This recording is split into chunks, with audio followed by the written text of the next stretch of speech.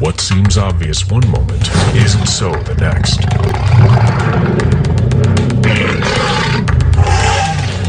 What impact will this creature have, and what secrets will it reveal that could change paleontology forever?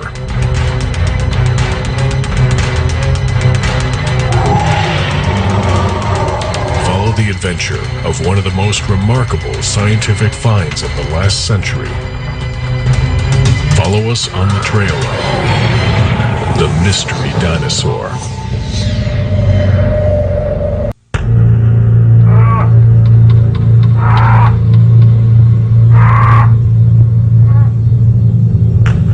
Millions of years before man will walk the earth, the death of this creature sets the stage for a modern-day controversy.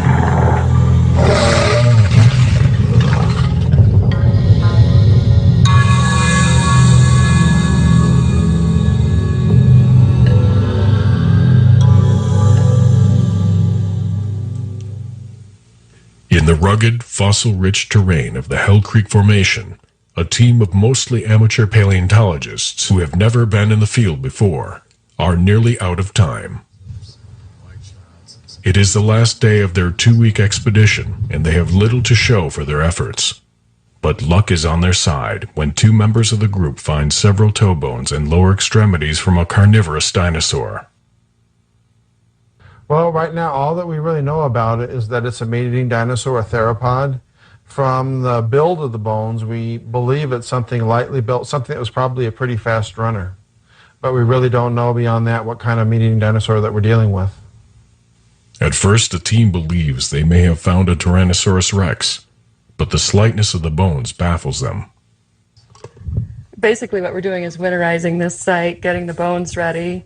We're giving them a good thick coat of Vinac. Vinac is polyvinyl acetate crystals and an acetone mixture that preserves the bones. We'll cover them with foil, replace the overburden that we've removed, and come back in the spring and hope for the best. Because they've run out of time and it's late in the dig season, the team must weatherproof the bones and reluctantly leave them, anxious to return the following year. Working quickly and efficiently is of the essence as they prepare the site for the harsh Montana winter.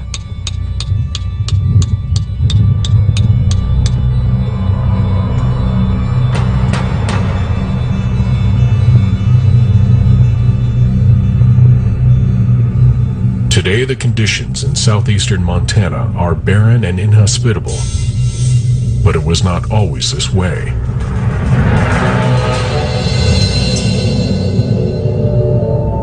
In the late Cretaceous, Montana was a very lush, temperate tropical environment, much more like the Gulf Coast states we see now, Florida in particular.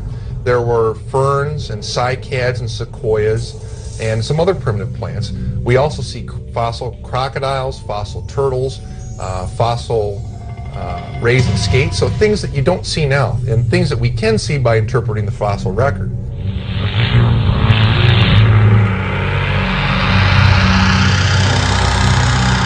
These lush settings were an ideal habitat for a myriad of animals, including dinosaurs.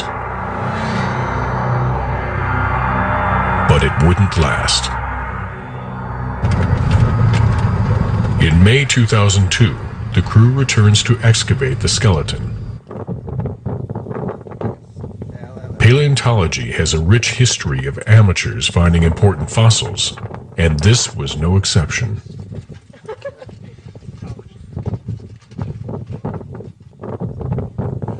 As one of the volunteers, Carol Tuck remembers how she ended up with the group that made the discovery.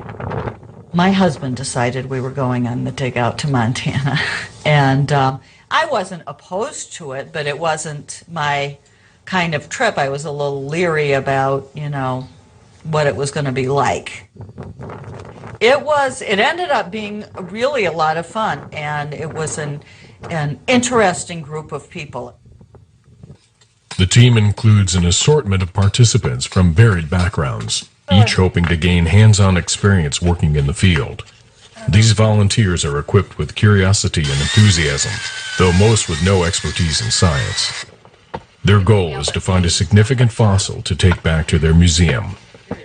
Little do they know, the odds are heavily stacked against them. So we returned to the dig site in the summer.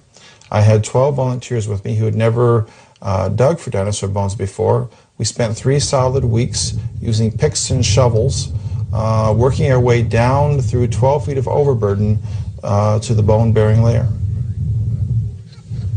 Well, that 3 weeks' time told us one thing, that this was not fun work. This was kind of the miserable part of it. We had extreme temperatures, long days, people were getting tired, people were getting frustrated, and we thought there's got to be a quicker, a faster way, an easier way to do this. And we found one. The team uses a backhoe to carefully remove excess earth from around the site.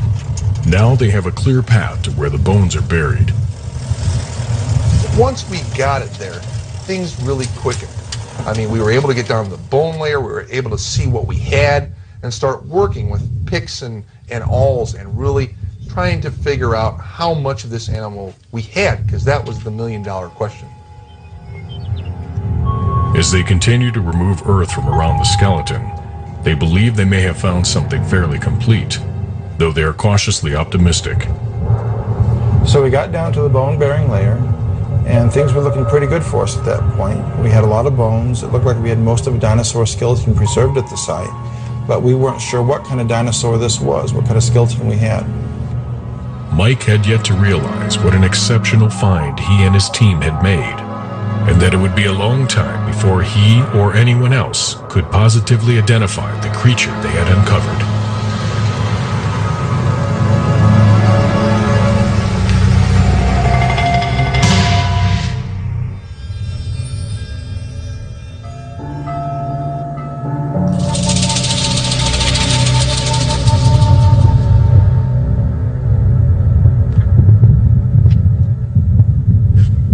Great care is taken in preparing this animal for its first move in millions of years. All right, we have about 8 meters this way, 2 meters out. All right, Helmut, if you can hand me the tape. Start walking outwards.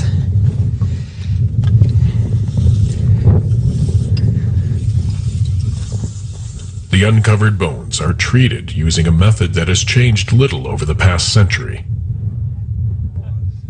The exposed area is covered with foil, followed by multiple layers of burlap soaked in plaster. This process forms a durable, protective cast.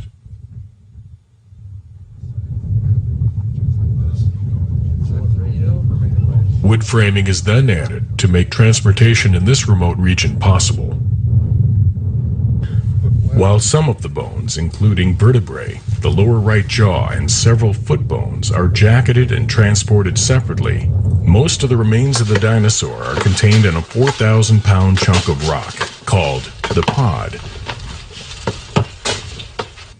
It would be difficult and time-consuming to remove the bones individually, as they are buried so closely together, some right on top of each other.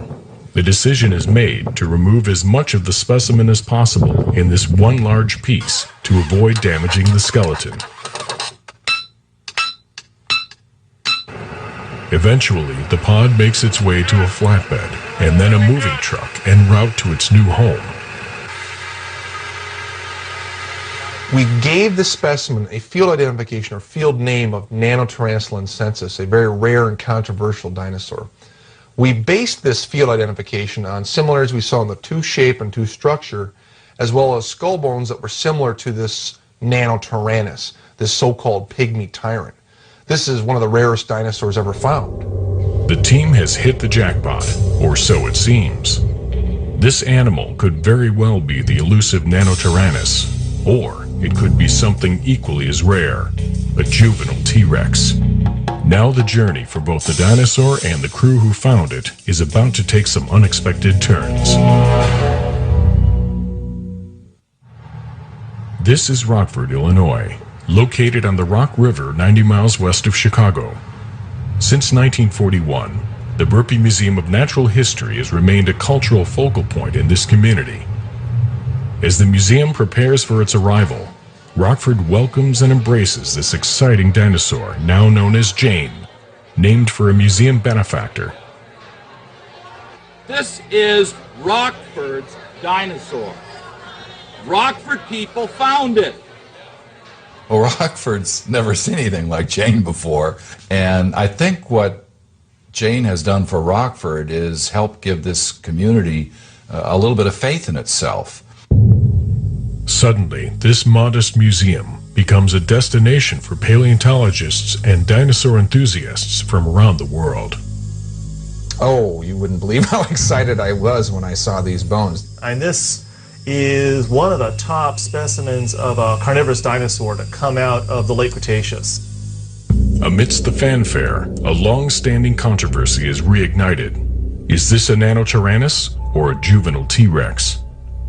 For years, they have been listed as separate species on the dinosaur family tree, but there are some who believe they are the same animal. In 1941, the Cleveland Museum of Natural History collected a small tyrannosaurid skull in southeastern Montana. Now, this single skull has sparked a lot of debate and controversy over the last 60 years. It's gone through several name changes and redescriptions. In the late 1980s, it was named Nanotyrannus lencensis, the pygmy tyrant. Well, that name hung for about 10 years when it was redescribed as a juvenile Tyrannosaurus rex. But the interesting thing is that these paleontologists were arguing over one skull of one specimen. And really, that's why we're excited about Jane, is because Jane has the potential to have so much more material for all these paleontologists to argue about. My first impression of the bones of Jane, which I've just had a chance to see, is that it is likely going to solve the riddle of Nanotyrannus. It's complete enough, there's enough of the specimen there that you have a very good chance that you're going to resolve the whole problem of whether Nanotyrannus and Tyrannosaurus rex are the same animals or not. Finding itself at the center of a scientific firestorm, the Burpee Museum sponsors the Great Dinosaur Debate in an effort to present all sides of this controversy.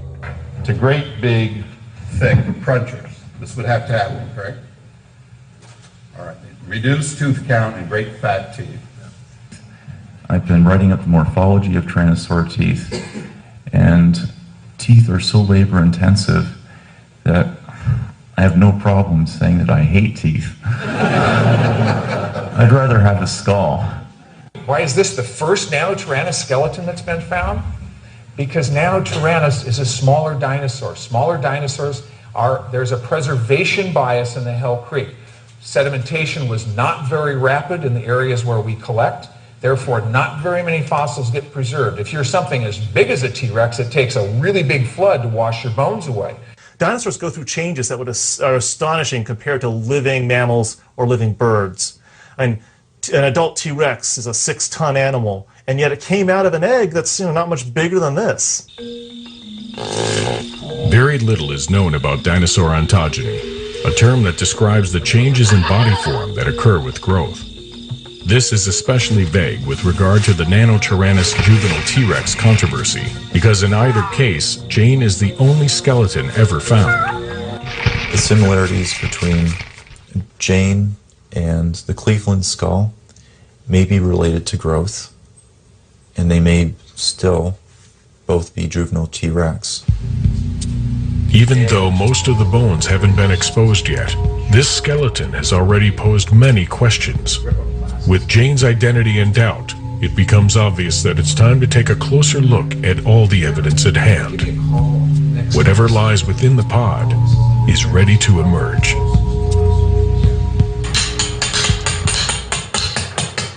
Now the real work begins.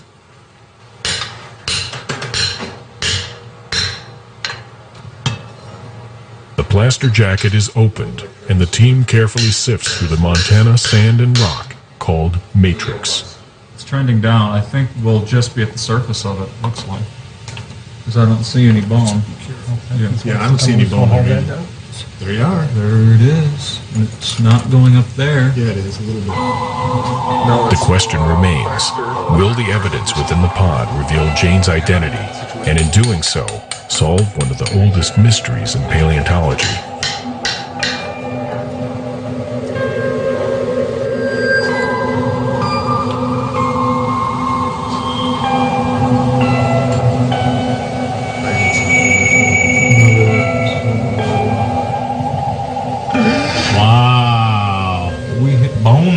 Houston, we have bone. Where we cut it off open?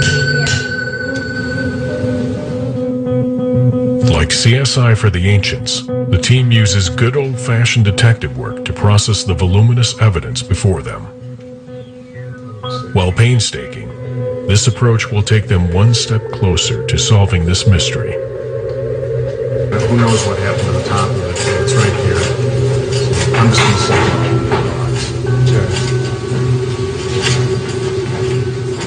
A webcam, or dinocam as it's called, gives outsiders the opportunity to witness this progress in real time as Jane is slowly revealed. Meanwhile, innovative techniques in fossil recovery and reconstruction are implemented in the museum's preparation lab. For example, an air abrasion unit uses baking soda to gently remove debris from specimens too delicate to work on with conventional tools.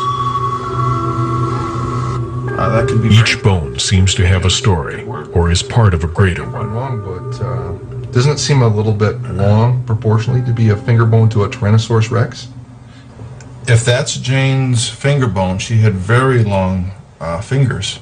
And that could be important because if they're longer than in a Tyrannosaurus Rex, it may mean we're dealing with another kind of animal. So I think that's a very important bone. That's a good discovery.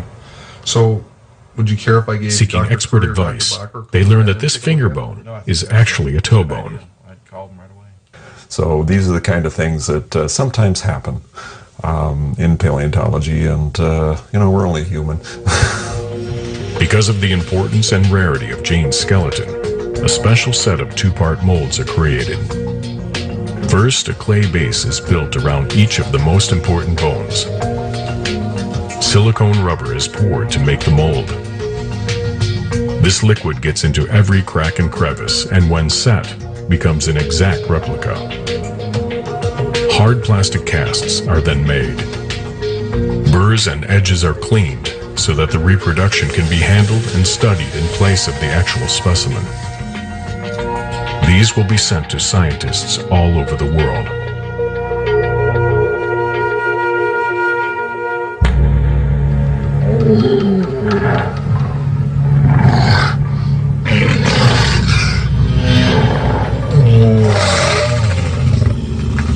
As we were uncovering Jane's skeleton, we realized that the bones were in their natural relationship to each other. That is, they were in articulation. And what that implies is that Jane's body was buried relatively soon after she died. There wasn't a lot of time for scavengers to come in and tear her body apart. For Jane's body to be buried quickly, she would need to have died near a water source like a river or a stream. As rigor mortis set in, her ligaments tightened, pulling her body into what is called the classic dinosaur death pose, head and tail curved toward each other.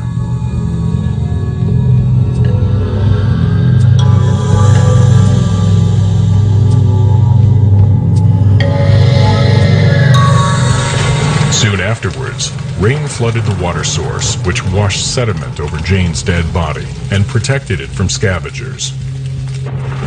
This process blanketed and shielded her bones, which became fossilized over millions of years until erosion finally exposed her.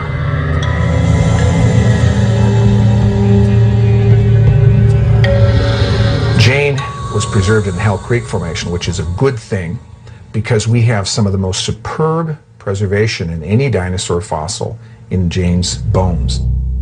Over time, the team is finding that this dinosaur is one of the most intact tyrannosaurs ever found.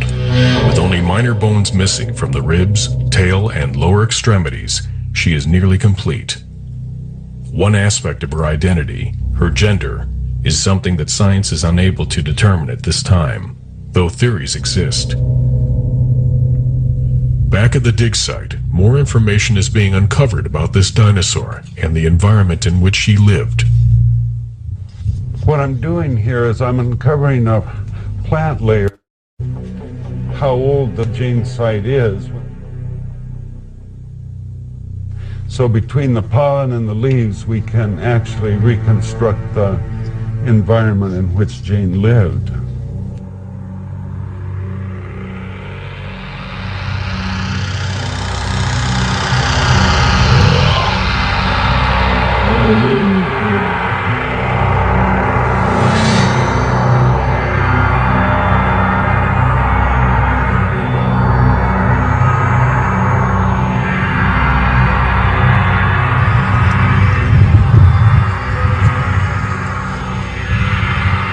For southeastern Montana to go from a tropical haven to this barren landscape takes some explaining.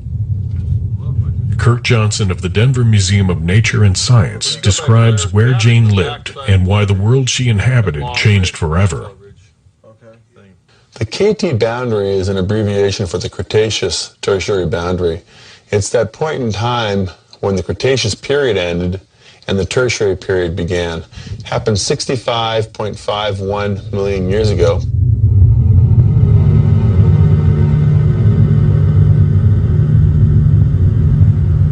But this was one of the most important events that's ever happened on planet Earth. It records a time when North America was struck by an asteroid that was probably about the size of Denver, Colorado, about 10 kilometers in diameter, moving at 20,000 miles an hour. Immensely large rock struck the Yucatan Peninsula of Mexico and made a crater that's 180 kilometers wide and deep enough to crack the Earth's crust. Profound event, one of the largest asteroid impacts ever recorded on the planet.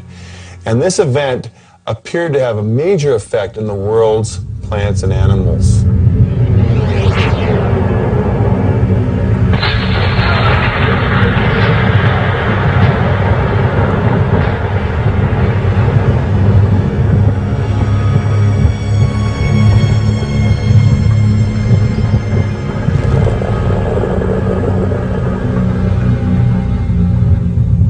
We find dinosaur fossils abundantly below the in rocks that were deposited before this event happened and not in rocks deposited after this event. It's for that reason we propose the theory that dinosaurs were killed by events related to the asteroid impact. If we look closely at the KT boundary layer, we see evidence of microtectites, tiny glass beads that rain down on the planet after the asteroid impact. Using this information, scientists are able to determine the age of the site where Jane was found, and therefore, how old her skeleton is, 66 million years. Kirk Johnson's discussion of the asteroid impact explains the stark conditions of modern-day southeastern Montana. But as scientists reconstruct the environment when dinosaurs walked the Earth, they also get a better idea of what Jane was like when she lived.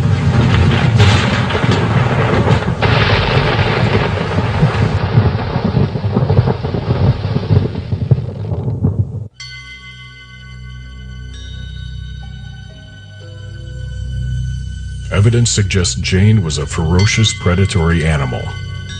In the rough and tumble world of the late Cretaceous, the nastier the creature, the greater its chances for survival. Peter Larson, founder of the Black Hills Institute, puts it best. This animal was fast.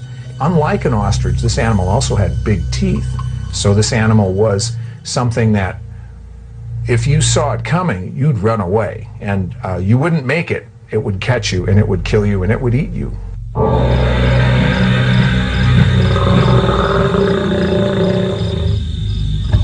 With the scent of nearby prey in the air, Jane and her pack decide to move in. It's a world of eat or perish, and with numbers comes strength. In this case, it allows this group to ambush the unfortunate Triceratops.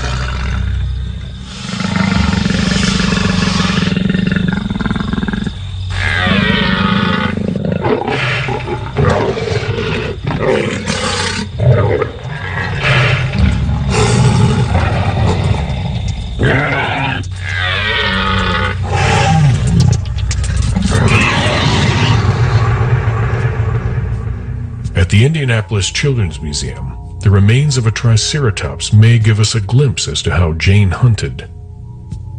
There's one specimen that we collected out in Wyoming we call Kelsey, which is a Triceratops skeleton. And with that skeleton, we found 20 plus shed teeth. Now, a Nanotyrannis skull has only about something like 60 teeth in its skull at one time. So you lose 20 teeth in one feeding, you're not going to be feeding very often because it takes 2 to 3 years to replace that tooth. But the problem is behavior rarely fossilizes. We can't see exactly how this Triceratops died. Was it run down, hunted, and killed by a pack, a single individual? Did it die of old age? And did someone else come along, a Nanotyrannus, and feed on? How this occurred, how this animal died, we can't say. Jane was equipped with the right tools for hunting. With forward-facing eyes, it's probable she had binocular vision and acute depth perception. In addition, features in her skull indicate she possessed a keen sense of smell. And of course, there's the teeth. This is going to cut, this is going to fillet you. If you're a dead dinosaur, Jane would come by and neatly, precisely cut meat off the bones. Whereas a T-Rex will come by and just smash the bones to bits. Whether or not Jane and her species hunted in packs, they were formidable killing machines.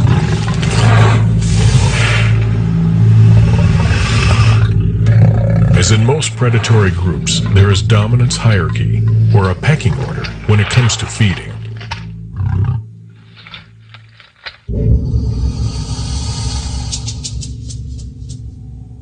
It appears as though the pack won't be able to finish what it started.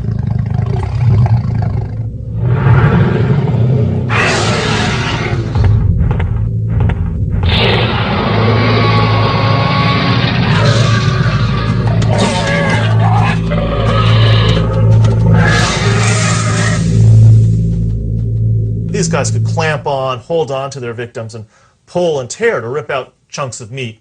And there are tooth-marked bones to help support that evidence that's also come from the skull design itself. Some of the world's foremost dinosaur experts begin to examine Jane's bones and assist in determining her identity. It's a virtual who's who of paleontology. Peter Larson is one of the first to work with T-Rex bone pathologies. Robert Bacher helped reshape modern theories about dinosaurs. Jack Horner is one of the best-known paleontologists in America. Paul Sereno has discovered dinosaurs on 5 continents. Tom Holtz and Pete Makovicki specialize in the evolution of theropod dinosaurs. Phil Currie is one of the world's most influential Tyrannosaur experts. Thomas Carr is one of the most cautious skeptics of the Nanotyrannus theory. Rather than solidifying their opinion regarding Jane's identity, there's even more division among these experts. You guys at the Burpee Museum have the only good specimen ever found of Nanotyrannus. I think most people pretty much come to the conclusion that it was a juvenile Tyrannosaurus. So you might want to call this ultimately Tyrannosaurus lancensis. Well, at least we're all sure she's a dinosaur. If Jane's skeleton is that of a young T-Rex, she will be the only specimen in existence and will help answer questions regarding the growth and development of the Tyrannosaur family. But if she's something else, she will help to shed light on the still murky dinosaur hierarchy of the Cretaceous period. Mike and Scott try to pin down Jane's identity. And any other Tyrannosaurid except the Cleveland skull. Namely, it's this large opening here, this foramen.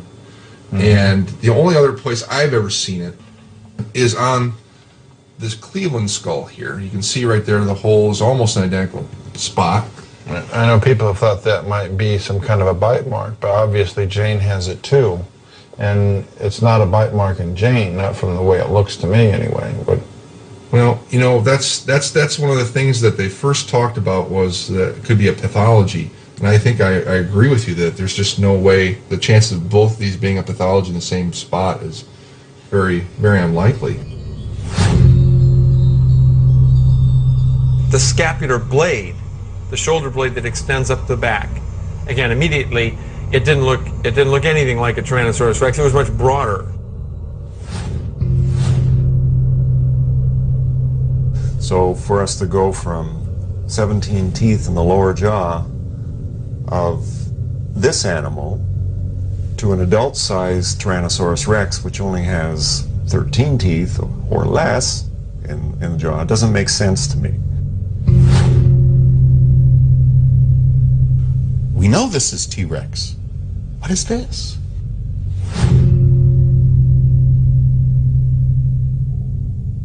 These characteristics seem to differentiate Jane from T-Rex, and these are the main features scientists will focus on while making their determination. One aspect that is yet to be clarified is whether Jane is a juvenile or a fully grown animal. Her skeleton measures 7.5 feet high at the hip and 21 feet long, far taller than an adult human. But compared to an adult T-Rex, Jane was roughly half the size.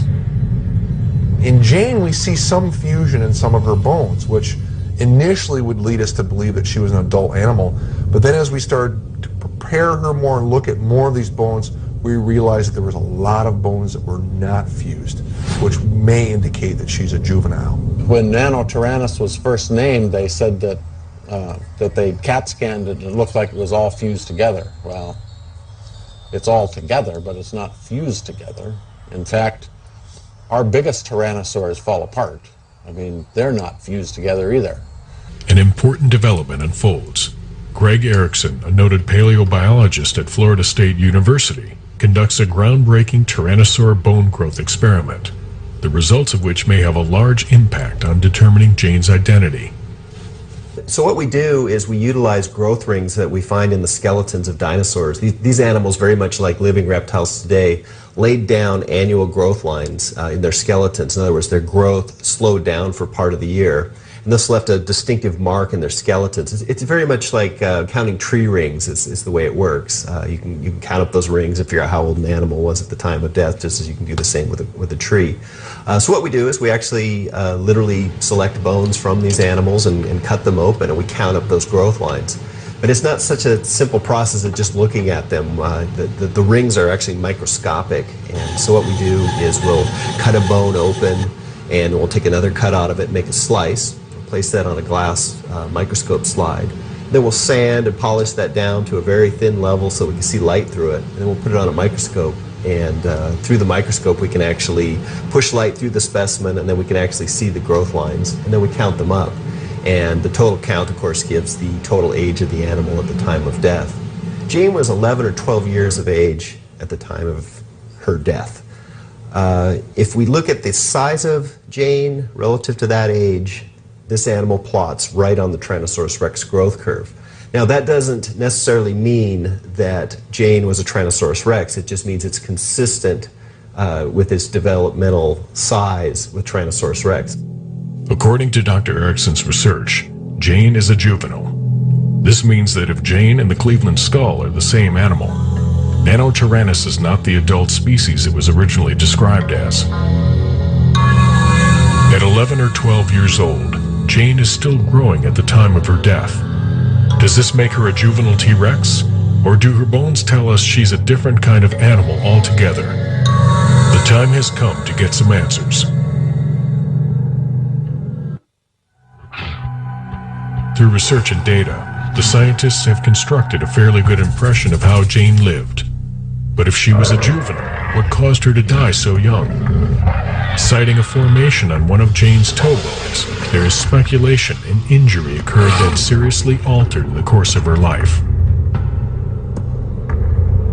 So we showed Jane's toe bone to a pathologist. He took a look at it, and based on the form of the injury, he thought we might be dealing with something called an osteochondroma.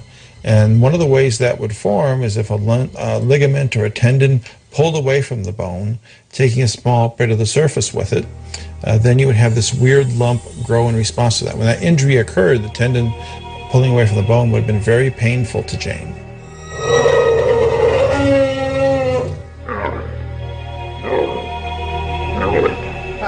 In order to take their investigation further, Mike Henderson and Scott Williams visit radiologist Dr. Christopher Vittori at Rockford Memorial Hospital. As you know, we've got this new dinosaur that we're working on, and one of the things that we found was this interesting toe bone here. It has this weird growth or bump on the side, and we had a pathologist look at it, and he thought that it might be some type of tumor. However, the only way to be sure would be to look inside, and we don't want to cut it open, obviously, so the other option would be to have it CT'd.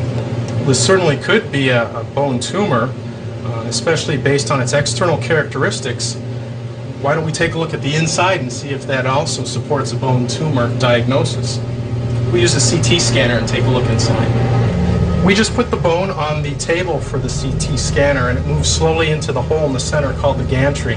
As it moves in, it will acquire images that are very thin section. It will acquire over 100 images across the bone, and we'll be able to see the internal characteristics on each slice.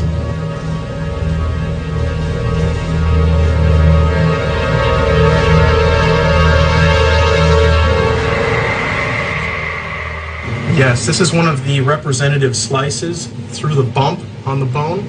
And remember, we use hundreds of these and let the computer put them together to create this 3D model of the bone. And you can see the bump right here. So this is very abnormal. We also had the computer reconstruct kind of a slice right through this area, through this black spot, so that you can see this type of slice. And you can see here that this isn't really a bone tumor at all. This has a typical appearance for a bone infection, a subacute bone infection. There's even a few tiny bone fragments within the cavity. And it has kind of a channel configuration, which is a typical thing we see with bone infection or osteomyelitis. So this actually might be debilitating to an animal like Jane? Sure, it would probably affect the hunting abilities and the diet, probably the overall health and strength of the animal. The CT scans reveal a structure within the bone infection never before seen in a dinosaur. Dr. Vittori confirms the team's suspicion that this injury may very well have led to Jane's eventual demise.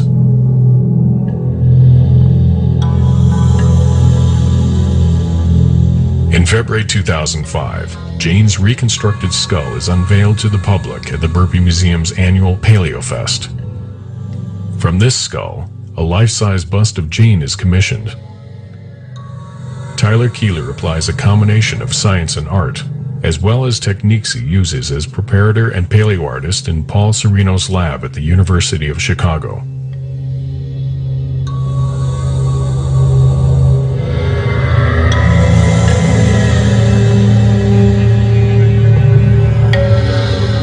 Since no one really knows what dinosaurs looked like, the inspiration comes partly from modern-day animals and partly from his own imagination.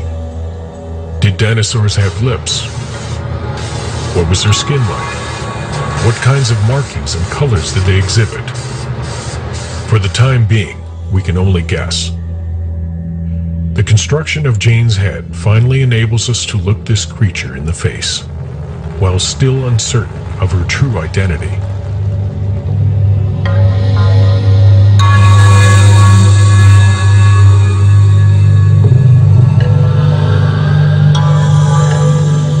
Well, when it comes to identifying what Jane and by default what the Cleveland skull really are, I don't envy Mike at all. And it's like a puzzle. I mean, you've got to put all these pieces into place. And you also have to stay true to scientific theory. Because ultimately what we're looking at is we're looking for the truth. And we're trying to come up with the best possible answer for this question. What is Jane? Through their research, and with the help of scientists from around the world, Mike Henderson and his team are able to eliminate certain characteristics from the list that once appeared unique to the specimen. This is Jane's maxilla, and here we have the maxilla of an adult Tyrannosaurus rex. And the interesting thing is that the length of the T-Rex tooth row in the adult is not that much greater than the length of the tooth row in Jane. But there's a reduction in the number of teeth. Jane has 15 teeth here in her maxillae. This maxilla of an adult has 11 teeth. And what appears to be happening is if we turn this around, we can look at the teeth of the adult, and they are much more massive than the teeth of Jane. So what appears to be happening is while the jaw is increasing in length, the teeth are increasing much faster. And so there's not enough room for the 15 teeth that Jane has in the maxilla of the adult. She's got to lose some, and so the tooth number is reduced to 11. That's what I think is going on here. These are now viewed as ontogenetic or developmental changes, and became evident only after examining juveniles of other dinosaur species from many other collections. The only extraordinary characteristic that remains is the quadratijugal located at the back of the jaw.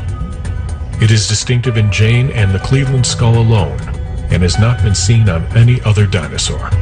However, I don't think that one single feature is enough to justify calling them a separate kind of animal.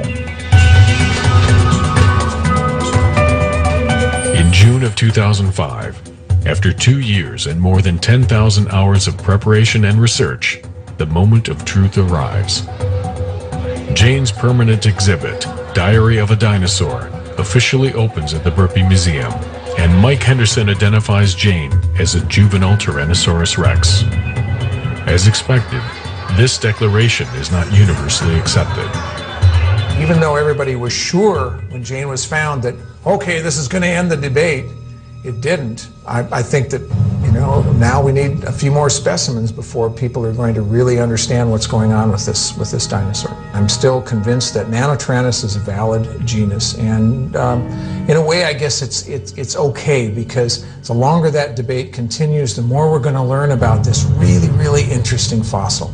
The trail to the answer is going to be getting more complete specimens until we can really say that these collections of features that characterize Nanotyrannus or Tyrannosaurus rex simply are not accommodated in the life history of Tyrannosaurus rex. When that surfaces as the answer, we will have more than one large predator at the end of the Cretaceous. As the debate over this animal's identity continues, the Burpee Museum and Northern Illinois University host the world's first symposium dedicated solely to the family of tyrannosaurs. During the symposium, some new and important research is disclosed. Surprising CT data now exists showing there are dramatic differences between the brain cases of the Cleveland skull versus that of an adult T-Rex.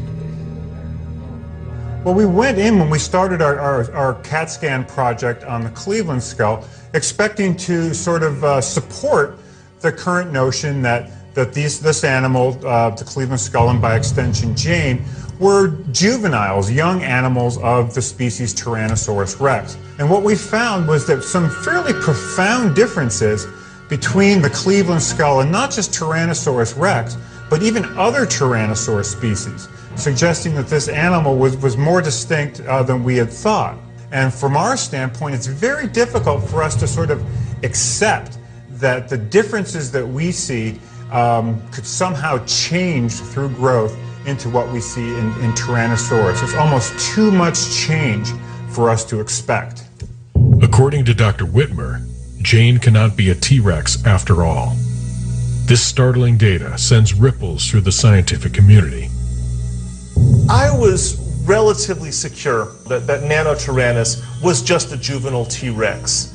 But just today, I saw some new information presented from CAT scans of the brain case and of the air sac chambers inside Nanotyrannus that show it's very different from all other T-Rexes studied so far. Comparing an adult T-Rex skull to the Cleveland skull shown to scale here, one of the primary differences is the orientation of the inner ear canal, the organ that provides the sense of balance. The T-Rex displays a horizontal head position that is common among Tyrannosaurus specimens, while the Cleveland skull has an unusual downturned head posture. Taking a closer look inside, the inner ear and air sinuses in T-Rex are situated next to the brain. In the Cleveland skull, these same features are located far to the side of the ear. Additionally, this skull exhibits bizarre anatomy not found in any other dinosaur.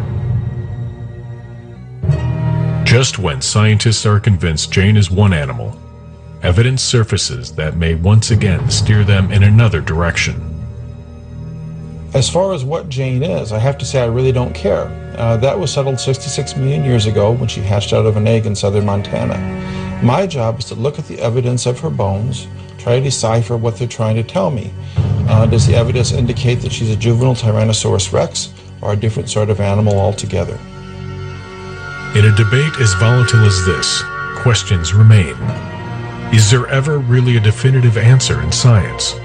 And with all this information and experience, what is the true goal here? Is it simply to identify this dinosaur, or is there more at stake? Controversy, curiosity, evidence, mistakes. These are elements that compel scientists to seek the truth. Our science is in some ways more of an art than a science. If we're going to keep on progressing in science, we need more information. And in paleontology, more information is more bones. And the great thing is, I'm happy if it's a nano, I'm happy if it's a juvenile T-Rex, because I got to play a small part in this great debate. When setting out on a quest, no one ever really knows where it will lead. For this fortunate group, a single discovery has affected their lives in exciting and challenging ways they couldn't have anticipated. Volunteers went out there for the first time and just stumbled across this site. I mean, we were really just looking for whatever we could find.